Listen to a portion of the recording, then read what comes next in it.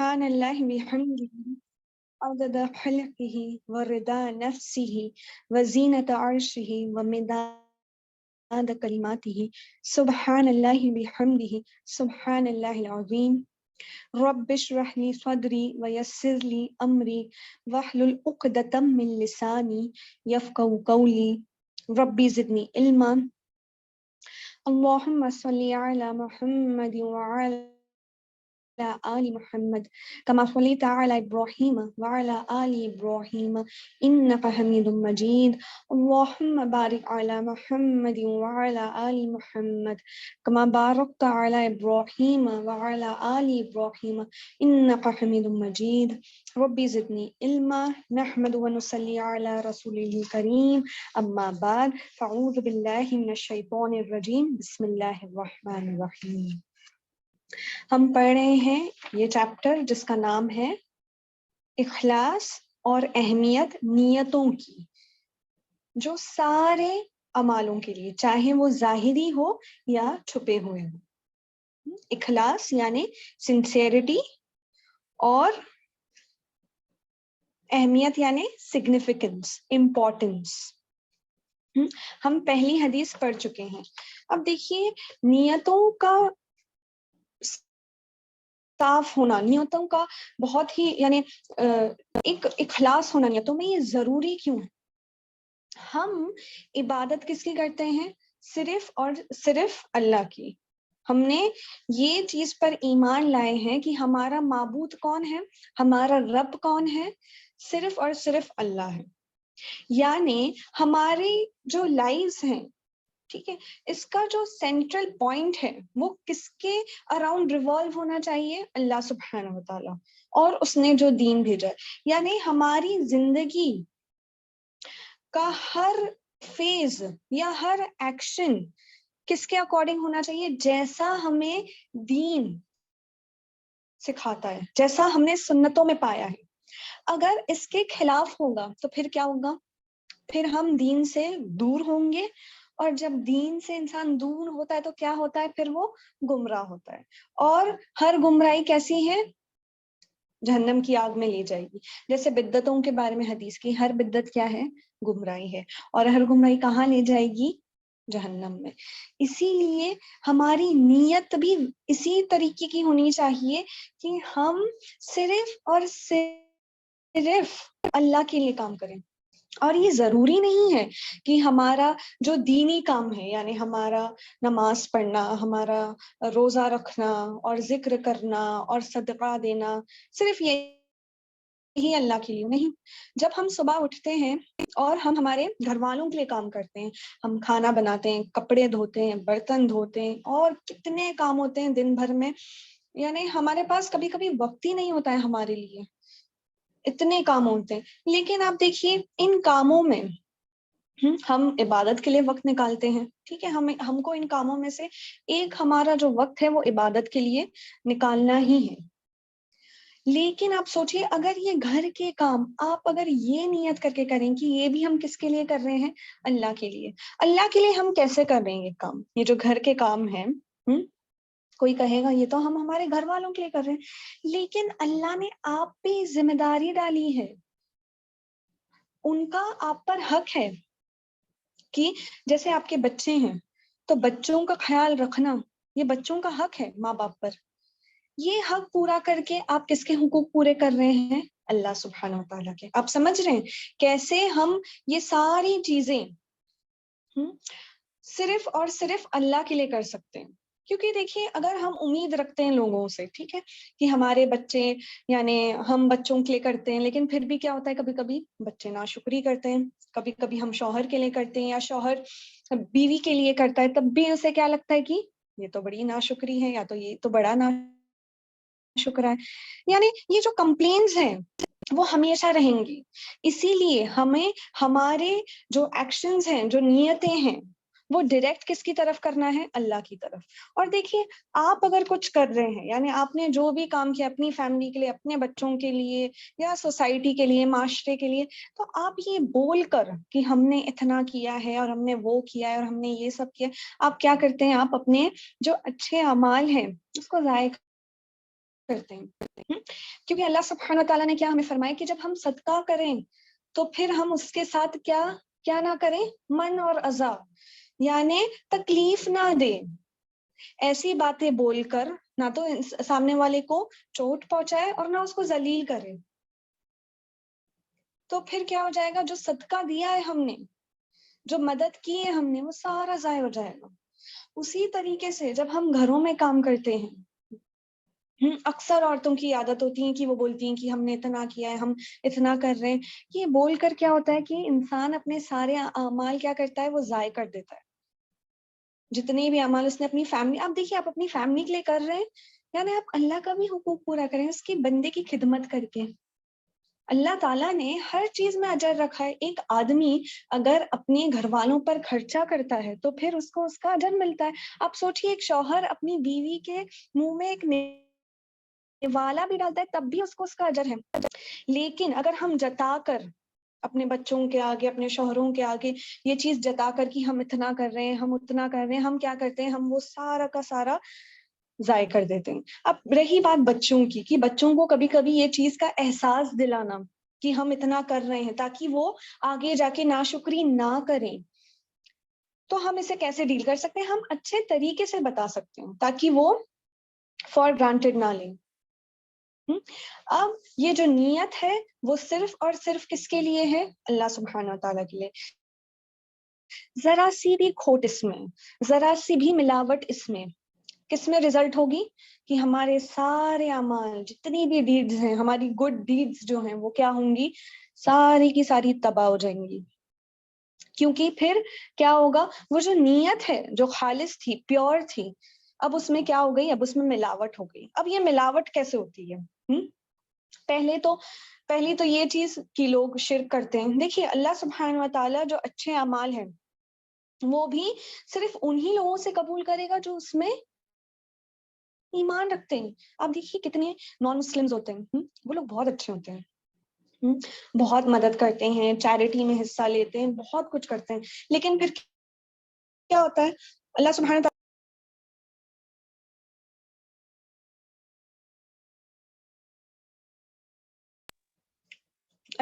و تعالیٰ فرماتا ہے کہ جب تک انسان مجھ میں ایمان نہیں لائے گا، یعنی اسلام قبول نہیں کرے گا، تب تک اس کے کوئی بھی اعمال کتنے بھی اچھے ہوں قبول نہیں کیے جائیں گے. آپ سمجھ رہے ہیں کیوں؟ کیونکہ یہ نیت جو ہے ہماری، وہ کیا ہونی چاہیے کہ ہم صرف اللہ کے لیے کر رہے ہیں. اب کسی شخص کے پاس یہ ایمان کی روشنی ہی نہیں ہے تو اس کی نیت ہو سکتا ہے سوسائٹی کی ویل بینگ کے لیے ہو، یا اسے بھلائی کرنے پر یعنی لوگوں نے انکریج کیا ہو، یا وہ خود بہت بہترین انسان ہو، ٹھیک ہے. لیکن یہ سب کب اس سے قبول کیا جائے گا؟ جب وہ اللہ سبحانہ تعالیٰ میں ایمان رکھے گا. تو پہلی تو یہ چیز ہو گئی کہ اگر شرک کرتا ہے تو اس سے کوئی بھی یعنی کسی بھی قسم کا اچھے اعمال قبول نہیں کیے جائیں گے. اب کوئی یہ کہے گا کہ یعنی یہ لوگ تو اچھے ہیں، یہ لوگوں نے تو یعنی نان مسلمز ہیں پر پھر بھی اچھے. اب انشاءاللہ اللہ اس کا اجر ان کو دنیا میں دے دے، لیکن اگر وہ اسلام قبول نہیں کریں گے تو پھر آخرت میں ان کے لیے رسوائی ہے. دوسری یہ چیز کہ ہماری جو نیتیں ہیں وہ ایک دکھاوے کی طور پر ہو جائے. یعنی اگر ہم کچھ اچھا کام کر رہے ہیں تو پھر ہم اسے اسی لیے کر رہے ہیں کیونکہ لوگ ہمیں یا تو ہماری تعریف کریں یا تو ہم سے یعنی بہت زیادہ امپریس ہو جائیں. لیکن دیکھیے یہ چیزیں اگر ہماری نیتوں میں یہ کھوٹ ہے، یہ ملاوٹ ہے، تو دیکھیے یہ چیزیں جو ہیں وہ صرف دنیا تک ہی رہیں گی. اگر آپ چاہتے ہیں لوگ آپ کی تعریف کریں اسی لیے آپ اچھے اعمال کریں، لیکن لوگوں کی تعریف لے کر آپ کیا کریں گے؟ کیونکہ لوگوں کا جو دل ہے اور لوگوں کے جو ارادے ہیں وہ بہت زیادہ بدلنے والے ہیں. لوگ آپ کی تعریف آج کریں گے، کل کو آپ کے بارے میں کچھ اور بولیں گے. تو یعنی آپ اگر ایک انٹلیکٹ لیول پر بھی اسے سوچیں کہ اگر آپ یہ کر رہے ہیں لوگوں کو دکھانے کے لیے، اگر ہم دین سے ہٹ جائیں، ٹھیک ہے، یہ تو دین سے اجازت نہیں ہے بالکل بھی کہ ہم دکھاوے کے لیے کوئی بھی چیز کریں، لیکن اگر ہم دین سے ہٹ کر بھی سوچیں، اگر آپ اپنے دماغ سے سوچیں کہ یعنی اگر میں یہ چیز دکھاوے کے لیے کر رہا ہوں، کل کو یہی لوگ جو مجھ سے امپریس ہو رہے ہیں آج، کل کو ہو سکتا ہے میرے سے کچھ غلطی ہو جائے تو یہ کیا کریں گے، مجھے پھر بدنام کریں گے۔ پھر یہی لوگ جو مجھے آج سپورٹ کر رہے ہیں، میری تعریف کر رہے ہیں، کل کیا کریں گے، میری برائیاں کرتے پھریں گے۔ اسی لیے ضروری کیا ہے کہ ہم ہماری نیتوں کو صاف رکھیں، یہ ایک چیز ہو گئی۔ دوسری چیز کیا کہ یہ اسلام سے جائز نہیں ہے کہ ہم کیا کریں، دکھاوا کریں، ہم شو آف کریں، کیونکہ پھر اللہ ایسے اعمالوں کو قبول نہیں کرتا ہے۔ جس کی نیت میں یہ کھوٹ ہو کہ وہ کیا کرے، وہ اپنے جتنے بھی اعمال کر رہا ہے وہ لوگوں کی تعریف حاصل کرنے کے لیے کر رہا ہے، وہ اپنا سوسائٹی میں اسٹیٹس اونچا کرنے کے لیے کر رہا ہے، تب اس کے جتنے بھی اعمال ہیں وہ کیا ہو جائیں گے، ضائع ہو جائیں گے۔ عائشہ رضی اللہ تعالیٰ عنہا فرماتی ہیں رسول اللہ صلی اللہ علیہ وسلم نے فرمایا کہ ایک لشکر کعبہ کی طرف اٹھے گا، یعنی کعبہ کو ریڈ کرے گا، اور پھر وہ پہنچے گا ایک ریگستان کی طرف، اور تب زمین سب کو نگل جائے گی، یعنی وہ ریگستان میں جتنے بھی، یعنی وہ لشکر اور جتنے سارے لوگ ہوں گے، سب کو وہ زمین کیا کرے گی، وہ زمین نگل جائے گی۔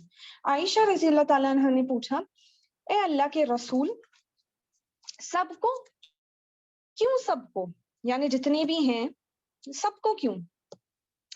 تب رسول اللہ صلی اللہ علیہ وسلم نے یہ فرمایا کہ سب کو زمین کیا کرے گی، نگل لے گی، لیکن وہ لوگ قیامت کے دن اٹھائے جائیں گے ان کے ارادوں کے مطابق، یعنی جو ان کے انٹینشنز ہوں گے۔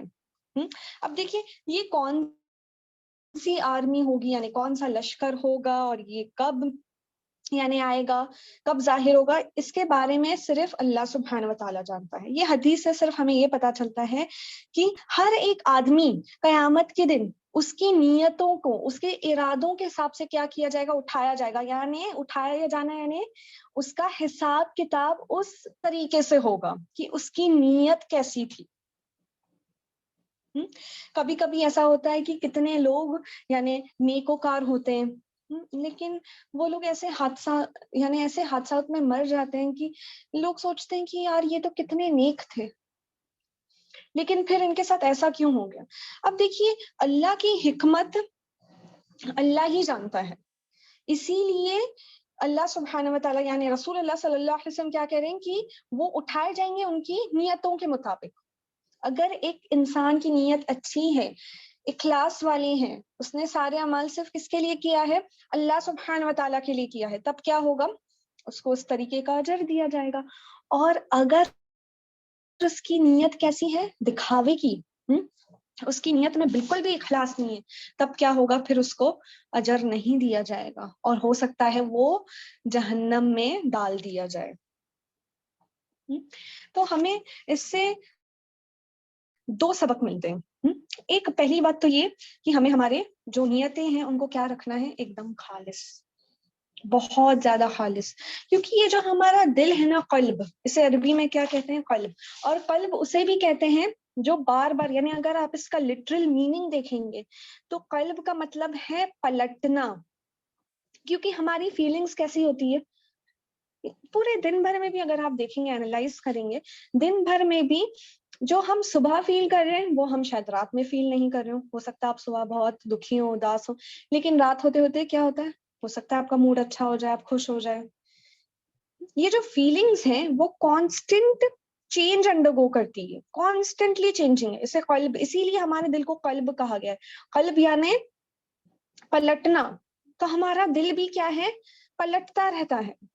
تو ہمیں ضروری ہے کہ ہم ہماری نیتوں پر روز چیک رکھیں، اور نیت کیا ہے، صرف دل کا ارادہ ہے۔ ہم یہ بہت چیز یعنی ہمارے معاشرے میں یہ چیز بہت مشہور ہے کہ نیت ہم زبانی کرتے ہیں، لیکن نیت کیا ہے، نیت صرف اور صرف دل کا ارادہ ہے، نیت دل کا ارادہ ہے۔ زبان سے بولنا، جو ہم الفاظ نکالتے ہیں زبان سے، اسے نیت نہیں کہتے ہیں، کیونکہ ہم ایک انسان کی نیت نہ دیکھ سکتے نہ سن سکتے ہیں۔ کیونکہ ہم اکثر بولتے ہیں کہ ہم نہیں جانتے اس کی نیت کیسی ہے نا, ہم بولتے ہیں نا, یعنی یہ نیت کہاں ہے, یہ نیت دل میں چھپی ہوئی ہے, اور یہ جو دل ہے وہ کانسٹنٹلی چینج ہو رہا ہے. تو ہمیں بھی ہمارے جو انٹینشنز ہیں وہ کیا کرنے ہیں, رینیو کرنے ہیں. کہ جب بھی ہم کوئی کام کریں ہم اپنے آپ سے پوچھیں, کوئی بھی اچھا کام کریں, فار ایگزامپل اگر ہم صدقہ کر رہے ہیں تو ہم پوچھیں کہ ہم یہ کیوں کر رہے ہیں. آپ جانتے ہیں صدقہ کیا ہے؟ گناہوں کو ایسے مٹاتا ہے جیسے, یعنی یہ صدقہ یعنی ایسا ہے کہ آپ کے لیے ایک شیلڈ ہے. صدقہ جو ہے وہ آپ کے لیے شیلڈ ہے. پہلے گناہ معاف ہوتے ہیں, پھر آپ مصیبتوں سے بچتے ہیں, پھر اللہ کی ناراضگی دور ہوتی ہے. آپ سوچئے صرف صدقہ دینے کے کتنے فائدے ہیں, لیکن اگر یہ صدقہ آپ اسی لیے کریں تاکہ آپ جانے جائیں کہ آپ کے پاس کتنا پیسہ ہے, آپ پیسے والے ہیں, آپ کتنے نیک ہیں, تو پھر یہ صدقہ آپ کا ضائع ہو جائے گا. دیکھیے یہ فیلنگز ہمارے دل میں آنا یہ بہت بہت نیچرل ہے کہ یہ فیلنگز آ سکتی ہیں, لیکن یہ جو نفس ہے ہماری, اس پر ہی ہمیں کنٹرول رکھنا ہے اور اسی سے ہمیں لڑنا ہے. ہماری لڑائی دو لوگوں سے ہے اس دنیا میں. ہماری لڑائی دین کو بچانے کے لیے دو لوگوں سے. پہلی ہماری نفس, کیونکہ دیکھیے اگر آپ نے اپنی نفس کو قابو میں کر لیا تو پھر آپ کے لیے وہ ہاف وے ڈن ہے. اور پھر دوسرا کون ہے؟ شیطان.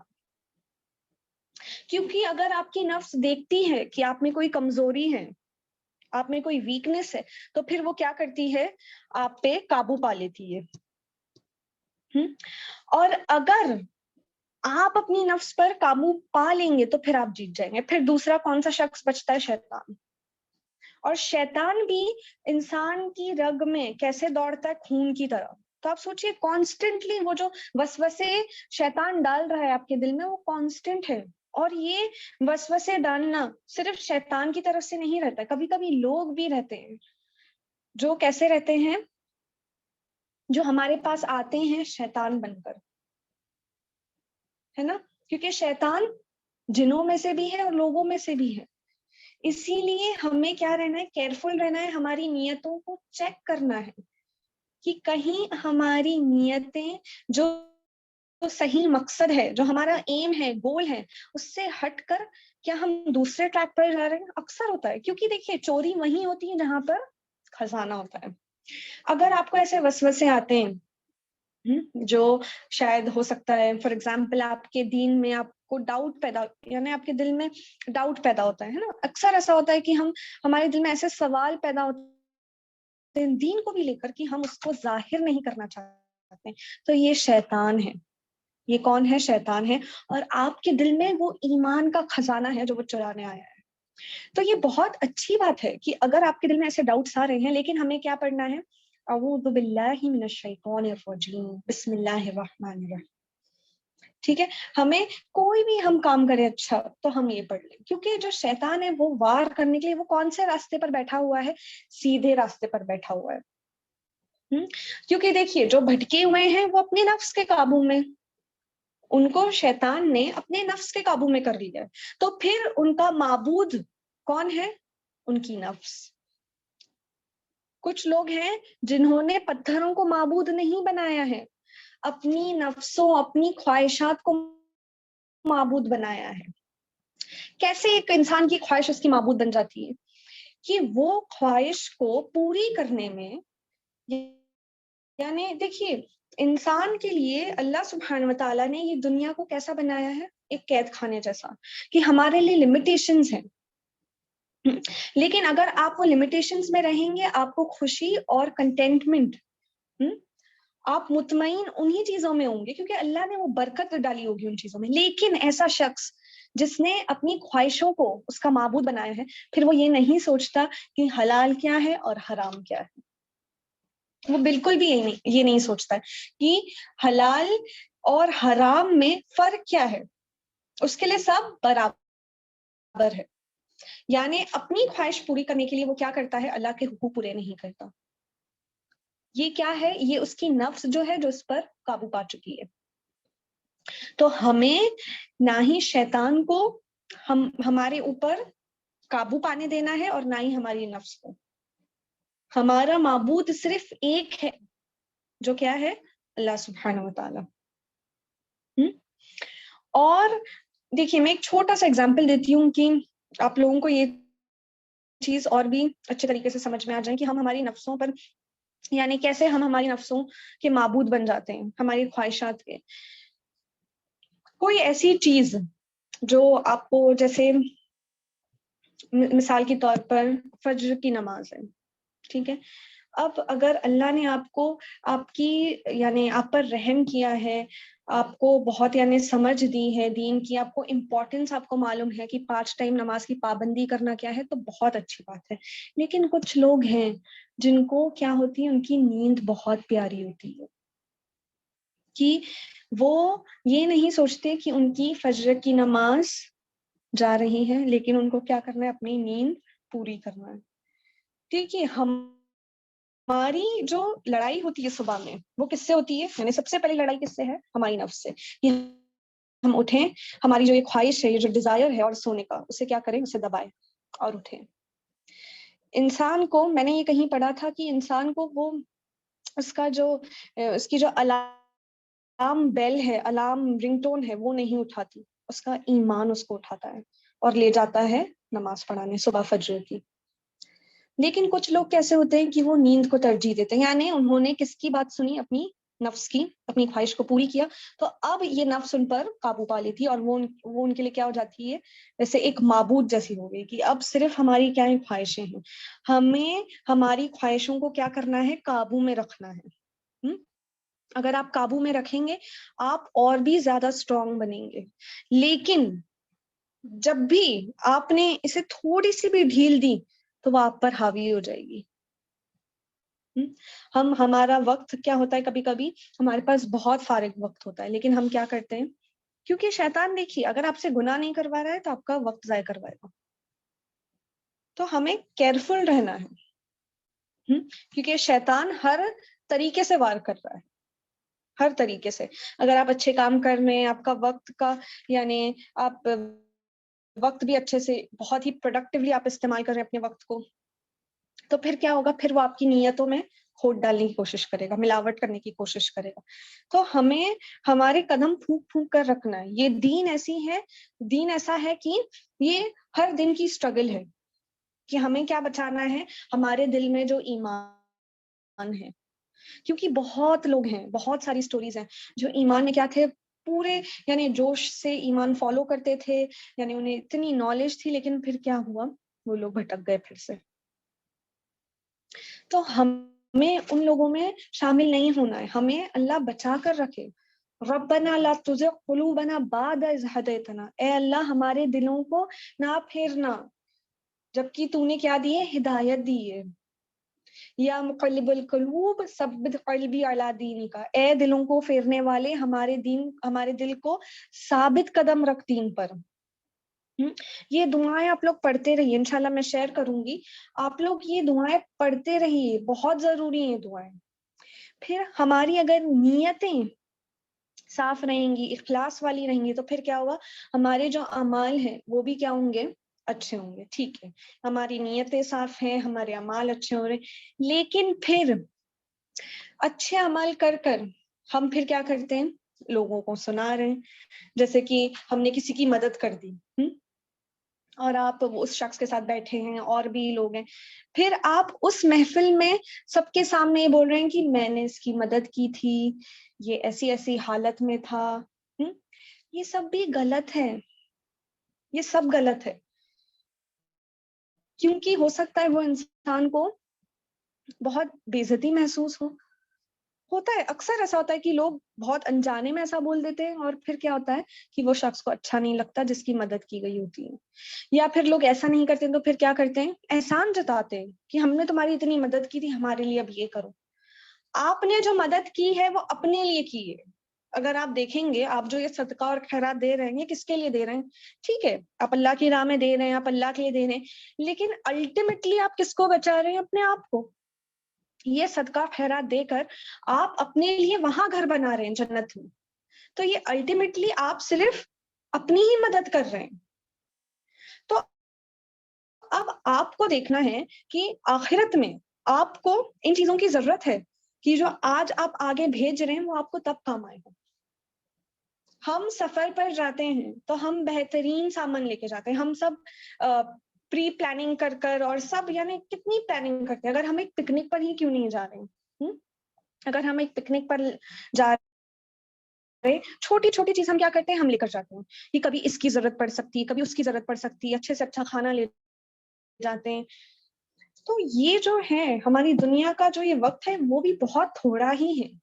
تو اگر آپ کو اچھا آگے پانا ہے تو آپ کیا کریں گے, آپ اچھا بھیجیں گے تاکہ آگے آپ کو سہولت ہو. یعنی یہ سہولت کیسی ہے کہ یہ جو سہولت ہے وہ کیسی سہولت ہے, یہ کامیابی ہے.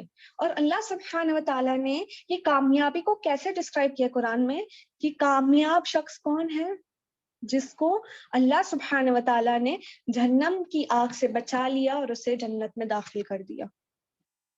یہ ہے کامیابی. ہم سمجھتے ہیں کہ دنیا میں اچھا گھر ہونا, گاڑی ہونا, پیسے ہونا, کپڑے ہونا, اچھا کھانا ہونا, پراپرٹیز ہونا, یہ کامیابی ہے. یہ کامیابی بہت تھوڑے وقت کے لیے ہے, اگر ہے بھی تو یہ بہت تھوڑے سے وقت کے لیے ہے. جو اصل کامیابی ہے وہ کون سی ہے, وہ آخرت کی ہے. ہمیں اس کامیابی کے لیے محنت کرنا ہے دنیا میں. اگر ہم آگے بھیجیں گے تو ہم آگے اچھا پائیں گے, اگر ہم آگے برا بھیجیں گے تو ہم برا پائیں گے. ٹھیک ہے, اس کے ساتھ میں مکمل کرتی ہوں حدیث کا سیشن.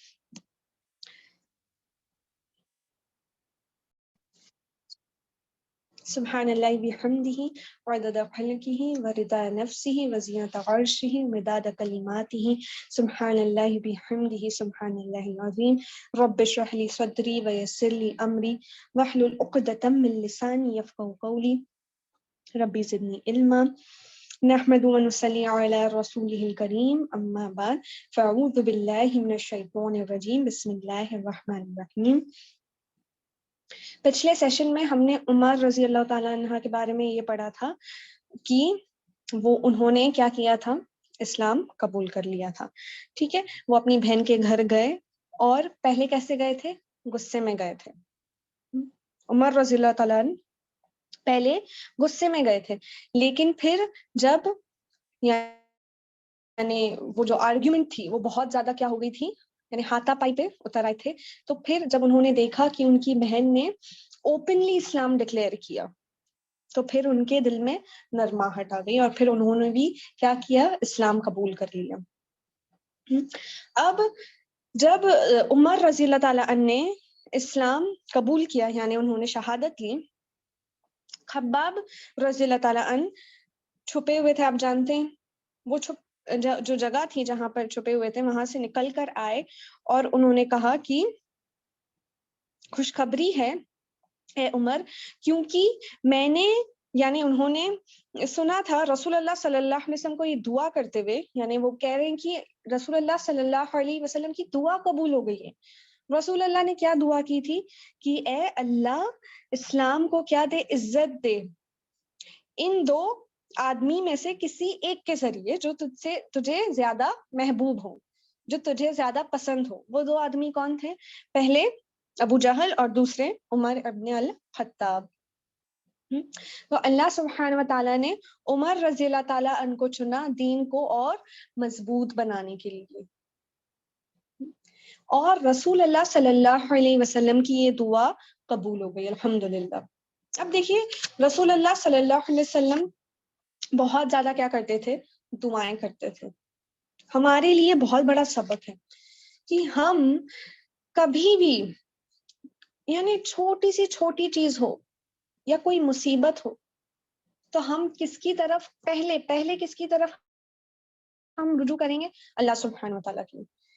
کیونکہ ہم جانتے ہیں رسول اللہ صلی اللہ علیہ وسلم نے کیا فرمایا حدیث میں کہ ہم اللہ سے ہر چیز مانگے ہماری ضرورت کی, چاہے وہ ہماری ٹوٹی ہوئی شو لیس ہی کیوں نہ ہو. ایک شو لیس آپ جانتے ہیں کتنی چھوٹی اور کتنی معمولی چیز ہے, کتنی معمولی چیز ہے, لیکن تبھی بھی رسول اللہ صلی اللہ علیہ وسلم نے کیا کہا ہے کہ ہم یہ اللہ سے مانگے. کیوں؟ کیونکہ اگر اللہ نہیں دے گا تو پھر کوئی نہیں دے گا. ہر چیز ہمیں کس سے مانگنا ہے؟ صرف اللہ سبحانہ و تعالیٰ سے، چاہے وہ کتنی بھی چھوٹی ہو. ہماری ایک پینسل بھی کیوں نہ ہو جو ہم کلاس میں لے کر بیٹھتے ہیں ہمارے ساتھ، اگر وہ بھی گم ہو جائے تو ہم کس سے مانگیں گے؟ ہم اللہ سبحانہ و تعالیٰ سے. کیونکہ اگر اللہ نہیں چاہے گا وہ چیز ملے تو آپ کو وہ چیز نہیں ملے گی.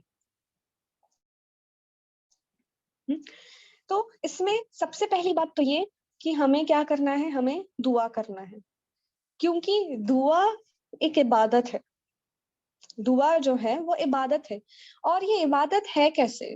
کیونکہ جب ہم دعا مانگتے ہیں، ہم ہاتھ اٹھاتے ہیں، تو پہلے تو یہ کہ ہم ہماری مجبوری بتاتے ہیں کہ ہم کتنے مجبور ہیں.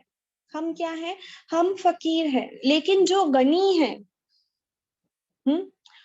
جس کو کسی کی ضرورت نہیں ہے، جو کسی پر ڈپینڈنٹ نہیں ہے، اس سے ہم مانگ رہے ہیں. اس کے پاس جو خزانے ہیں اس سے ہم مانگ رہے ہیں کہ وہ ہمیں دے دے. اور اللہ آپ جانتے ہیں کتنا خوش ہوتا ہے جب ہم سے مانگتے ہیں. جب ہم اللہ سبحانہ و تعالیٰ سے کوئی بھی چیز مانگتے ہیں تو وہ بہت خوش ہوتا ہے، اور وہ ناراض ہوتا ہے جب انسان اس کے آگے ہاتھ نہیں پھیلاتا مانگنے کے لیے. اللہ کو یہ چیز پسند نہیں ہے. اور دوسری یہ کہ ہم جب دعا مانگتے ہیں تو ہم یہ یقین رکھتے ہیں کہ اللہ ہمیں دے گا. اسی لیے یہ عبادت ہے. پہلی تو یہ چیز کہ اللہ کیا ہے؟ اللہ غنی ہے.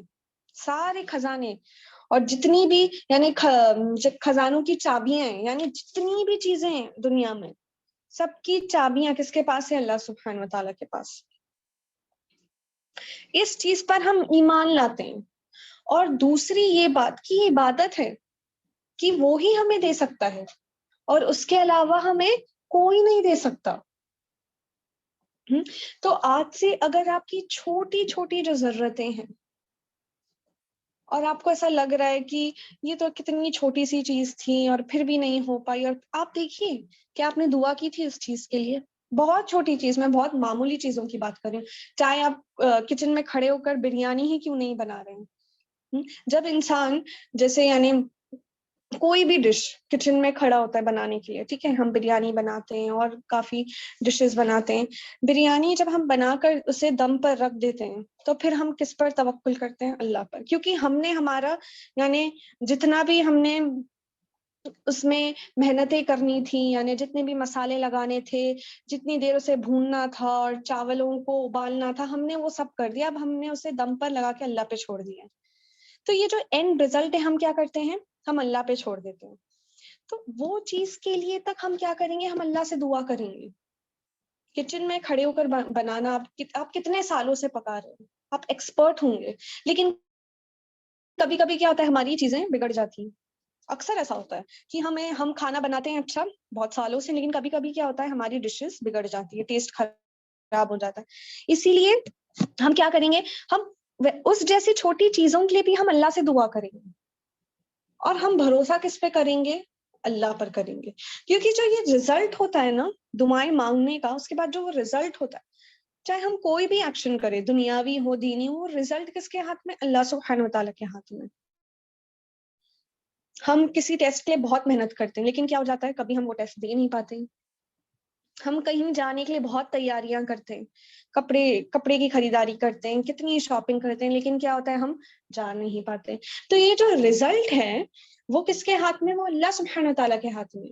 جو ہماری جتنی بھی کامیابی ہیں، جتنے بھی فیلیئرز ہیں، یہ سب کس کے ہاتھ میں ہیں؟ اللہ سبحانہ تعالیٰ کے ہاتھ میں.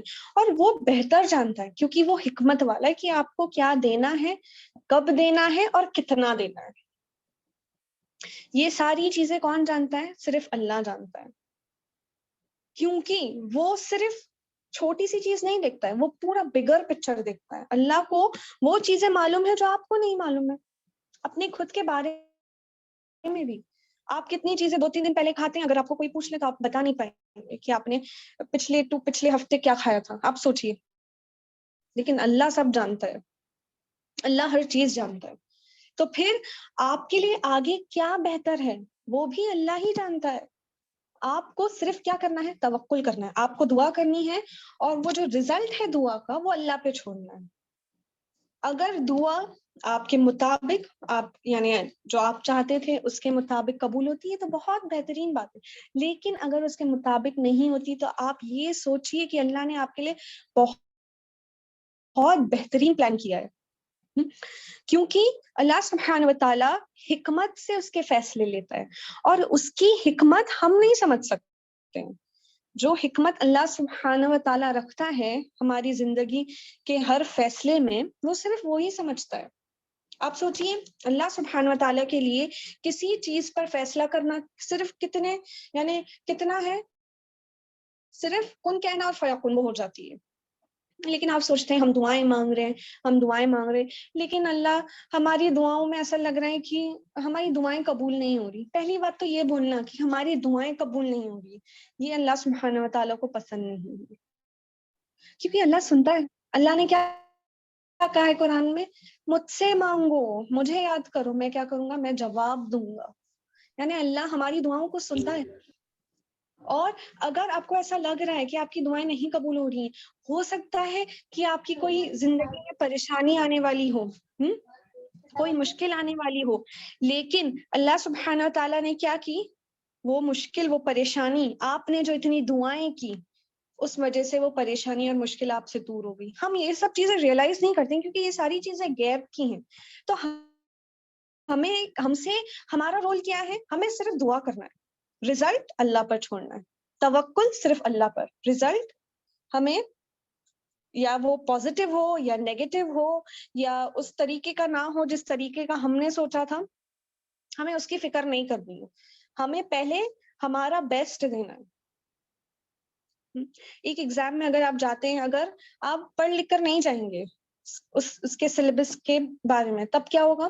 آپ کے لیے فیل ہونا بہت آبویس ہے، بہت ظاہری سی بات ہے کہ آپ فیل ہو جائیں گے. تو ہمیں پہلے محنت کرنی ہے، رزلٹ اللہ کے ہاتھ میں چھوڑنا ہے. اور محنت کے ساتھ کیا کرنی ہے؟ دعائیں کرنی ہے اللہ پر توکل رکھ کر. اور یہ نہیں کہنا ہے کہ ہماری دعائیں قبول نہیں ہوتی. رسول اللہ صلی اللہ علیہ وسلم نے کیا فرمایا کہ اللہ دعائیں تب تک قبول کرے جب تک بندہ جلدی نہیں کرتا. صحابہ نے پوچھا یہ جلدی کس معاملے میں ہے؟ تب رسول اللہ صلی اللہ علیہ وسلم نے فرمایا کہ وہ یہ کہتا ہے کہ میں نے دعا مانگی اور اللہ نے قبول نہیں کی. اللہ ہر دعاؤں کو سنتا ہے. آپ نہیں جانتے، غیب کے بارے میں صرف اور صرف اللہ جانتا ہے. ہمارے لیے کس وقت کیا بہتر ہے وہ اللہ جانتا ہے. آپ دیکھیے رسول اللہ صلی اللہ علیہ وسلم نے 2 شخص کا نام لیا، ابو جہل اور عمر ابن الخطاب. لیکن اللہ نے کس کو چنا؟ عمر رضی اللہ تعالیٰ عنہ کو. کیونکہ اللہ جانتا تھا کہ جو طاقت اسلام کو ملے گی وہ کس سے ملے گی؟ عمر رضی اللہ تعالیٰ عنہ کو. جب ابو جہل کا قتل کر دیا گیا تب رسول اللہ صلی اللہ علیہ وسلم نے ان کے بارے میں کیا کہا؟ کہ یہ فرعون تھا، اس زمانے کا یہ فرعون تھا. آپ سوچئے، یعنی وہ ظالم تھے. تو اسی لیے اللہ کی حکمت ہماری حکمت سے کافی زیادہ ہے، بہت زیادہ ہے. ہمارے جو فیصلے ہوتے ہیں وہ ایک اسمال پکچر دیکھتے ہیں، ہم صرف تھوڑی چیزیں دیکھتے ہیں اور پھر ہم ایک فیصلہ لے لیتے ہیں اور ہم دعا کرتے ہیں اور ہم چاہتے ہیں کہ وہ ہو جائے. لیکن اللہ وہ جانتا ہے جو آپ نہیں جانتے. اسی لیے ہمیں اسی چیز میں راضی ہونا ہے جو اللہ ہمارے لیے ڈیسائیڈ کرتا ہے، اسی میں آپ کی بھلائی ہے. کیونکہ جو ایک ایمان والا ہے اس کے لیے سبھی چیزیں بہترین ہیں، چاہے وہ مشکل میں ہو چاہے وہ خوشحالی میں ہو.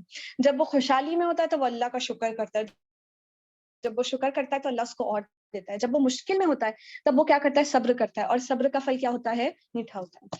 لیکن جب ہم صبر کرتے ہیں وہ کتنا مشکل ہوتا ہے ہمارے لیے. یعنی صبر کیسا ہے؟ ایک کڑوی دوائی جیسا ہے. آپ بیمار ہوتے ہیں تو آپ وہ دوائی کھاتے ہیں، وہ کڑوی ہوتی ہے لیکن آپ کو وہ شفا دیتی ہے اللہ کی رضا سے. لیکن آپ کو کھانی پڑتی ہے کیونکہ آپ کو اپنی صحت اچھی بنانی. اسی طرح یہ صبر کیا ہے؟ ایک کڑوی دوائی کی طرح ہے جو آپ کو کرنا ہے. کیونکہ صبر کے بعد کیا ہے؟ اس دنیا میں بھی اللہ اجر دے گا اور آخرت میں بھی اجر دے گا انشاءاللہ.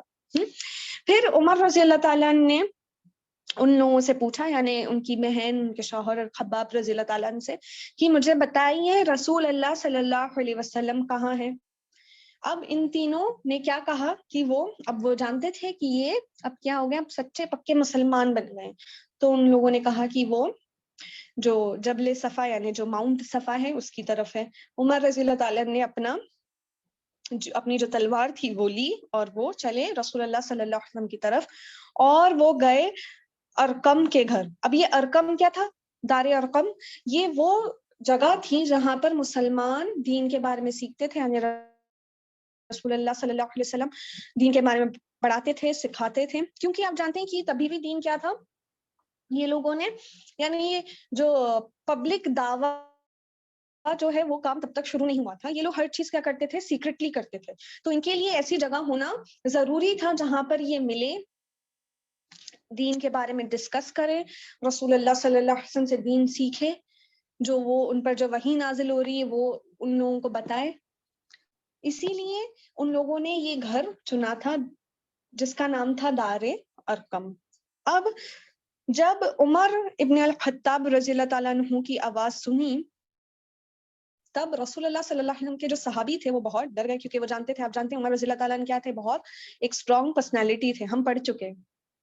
ان کی پرسنالٹی جو تھی وہ بہت زیادہ اسٹرانگ تھی, یعنی فزیکلی بھی اور مینٹلی بھی آپ کہہ سکتے ہیں وہ کیا تھے, بہت زیادہ تندرست تھے, اسٹرانگ تھے, اور تھوڑی سختی بھی تھی. آپ جانتے ہیں ابو بکر کیسے تھے, تھوڑے نرم دل والے تھے, اور عمر کیسے تھے, تھوڑے ہارش تھے. کیونکہ آپ دیکھتے ہیں لوگوں کی جو پرسنالٹیز ہوتی ہیں, میں یہ نہیں کہہ رہی ہوں کہ جو یعنی جو تھوڑے سے سخت ہوتے ہیں, پر وہ کیا ہوتے ہیں, دل کے بہت اچھے ہوتے ہیں, وہ نیک ہوتے ہیں. لیکن اللہ سبحانہ و تعالیٰ نے پرسنالٹیز بھی آپ دیکھیے بہت الگ الگ بنائی ہیں. بھائی بہن ہی ہوتے ہیں لیکن پرسنالٹیز کیا ہوتی ہے, ڈفرینٹ ہوتی ہے. ایک تھوڑا لینینٹ ہوتا ہے, دوسرا نہیں ہوتا ہے. تو یہ جو چیزیں ہیں یہ اللہ کی رکھی گئی ہیں ہر انسان میں. اللہ نے ہر انسان کو کیا بنایا ہے, مختلف بنایا ہے. پھر یعنی جب یہ پہنچے, حمزہ رضی اللہ تعالیٰ نے دیکھا کہ لوگ کیا تھے, یعنی جو صحابہ تھے وہاں پر ڈر گئے تھے. تو انہوں نے کہا کہ کیا ہوا, کیا بات ہے, صحاباؤں سے کہا کہ کیا بات ہے. تب وہ لوگوں نے کہا کہ عمر ابن الخطاب ہے, مطلب یعنی وہ آئے ہیں, وہ دروازے پہ کھڑے ہوئے ہیں. تب حمزہ رضی اللہ تعالیٰ نے کہا عمر ابن الخطاب, ٹھیک ہے دروازہ آپ لوگ کھول دیجیے, اگر اللہ چاہتا ہے کہ ان کے لیے یعنی بھلائی کا ارادہ کرتا ہے تو وہ اسلام قبول کر لیں گے. لیکن اگر اللہ تعالیٰ نے ان کے لیے یعنی اللہ نے ان کا قدر کچھ اور لکھا ہے تو پھر ہم ان پر قابو پا لیں گے, یعنی ہم انہیں مار ڈالیں گے. صحاباؤں نے دروازہ کھولا اور پھر حمزہ رضی اللہ تعالیٰ عنہ اور دوسرے صحابہ نے ان کو دونوں طرف سے پکڑ لیا. دیکھیے اب یہ آئے وہاں پر, تب انہوں نے یعنی یہ بہت ہی یعنی یہ سیکیورٹی ریزن ہے, ٹھیک ہے. اب عمر رضی اللہ تعالیٰ عنہ کون تھے, کافر تھے, اسلام قبول کرنے سے پہلے وہ کافر تھے. تو اب یہ لوگوں کو یہ بات پتا نہیں تھی کہ عمر رضی اللہ تعالیٰ عنہ کیا ہو چکے ہیں, اسلام یعنی مسلمان ہو چکے ہیں اور اسلام انہوں نے قبول کر لیا, شہادت لے لی ہے. تب وہ لوگوں نے اسی لیے ان کو ان کے بازوؤں سے پکڑا اور وہ رسول اللہ صلی اللہ علیہ وسلم کی طرف لے گئے. عمر رضی اللہ تعالیٰ یعنی ان لوگوں نے ان کو بہت کس کے پکڑا تھا. تب عمر رضی اللہ تعالیٰ نے کہا کہ مجھے چھوڑ دو. رسول اللہ صلی اللہ علیہ وسلم اپنی جگہ سے اٹھے, عمر رضی اللہ تعالیٰ کے پاس گئے اور ان کے کپڑوں کو پکڑا اور کہا کہ تمہیں یہاں کون سی چیز لے آئی ہے اے خطاب کے بیٹے, اللہ کی قسم مجھے لگ رہا ہے کہ تم اب رکنے والے نہیں ہو حتیٰ کہ اللہ تم پر اس کا عذاب بھیج دے. یعنی دیکھیے یہ لوگ جو تھے, اب دیکھیے اس سے ہمیں ایک چیز پتہ چلتی ہے کہ جو لوگ یہ دعویٰ کرتے ہیں کہ رسول اللہ صلی اللہ علیہ وسلم کو غیب کے بارے میں پتا تھا, یعنی کتنے لوگ ہیں جو یہ دعویٰ کرتے ہیں کہ رسول اللہ صلی اللہ علیہ وسلم کو غیب کا علم تھا.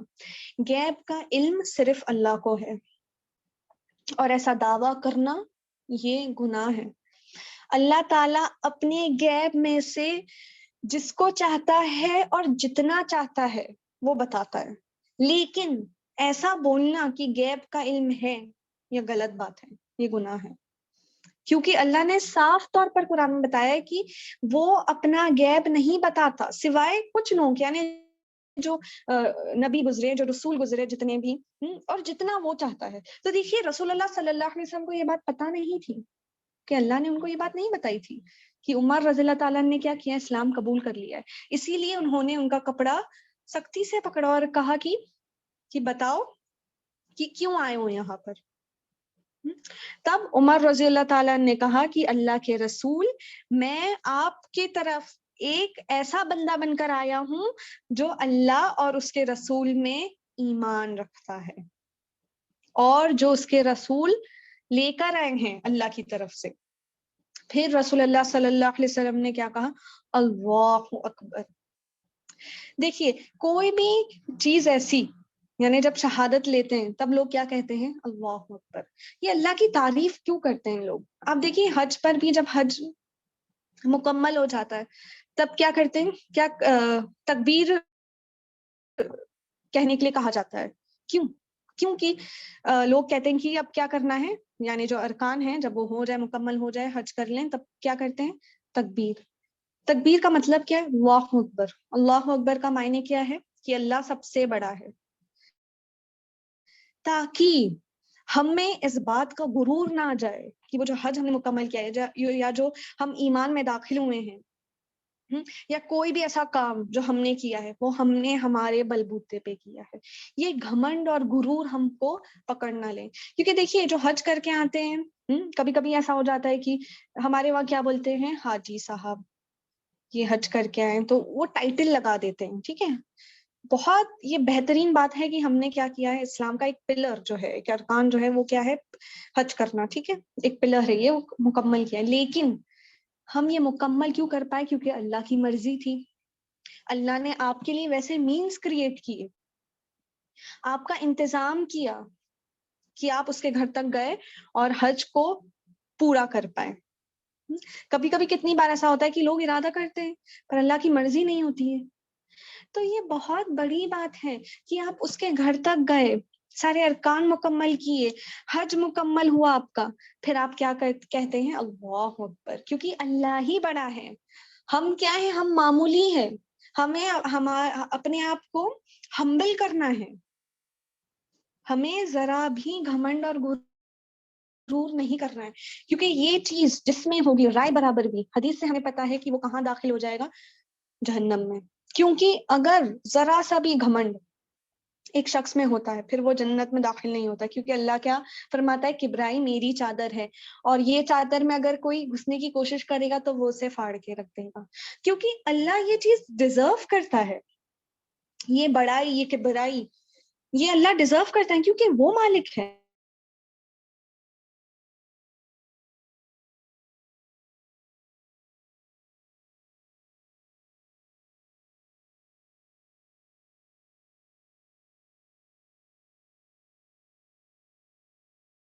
ہے, اللہ ہے, اس کا حق ہے. تو ہم یہ سوچ کر ہم میں وہ گھمنڈ اور غرور نہ آ جائے کہ ہم نے کیا کیا, ہم نے تو کتنی, یعنی ہم روزے رکھ لیتے ہیں تو ہم اپنے آپ کو کتنے یعنی نیک اور صالح سمجھنے لگتے ہیں. ہم کلاسز اٹینڈ کر رہے ہیں, ہم روزے رکھ رہے ہیں, ہم نماز پڑھ رہے ہیں. یہ چیز آپ کو بھٹکا نہ دیں. تمام تعریفیں صرف اللہ کے لیے ہیں, کیونکہ وہ ڈیزرو کرتا ہے تعریفوں کے لیے. یعنی جتنی بھی چیزیں ہیں سب اس پر ڈیپینڈنٹ ہیں, ہم ڈیپینڈنٹ ہیں. ہماری جو زندگی ہے, ہم بہت شارٹ لیوڈ ہیں. ہم دیکھیے, ہم انسان بچپن سے لے کے پھر وہ ٹین ایج کی عمر میں پہنچتا ہے, پھر وہ اڈلٹ ہوتا ہے, پھر بڑھاپا آتا ہے اسے.